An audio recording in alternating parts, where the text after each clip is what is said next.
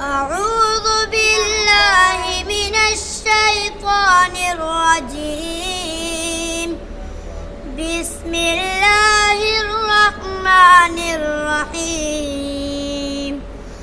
فلا صدق ولا صلى ولكن كذب وتولى ثم ذهب إلى أهله يتمطى أولى لك فأولى ثم أولى لك فأولى أيحسب الإنسان أن يترك سدى ألم يك نطفة من مني يمنى ثم كان علقة فخلق فسوى فجعل منه الزوجين الذكر والأنثى أليس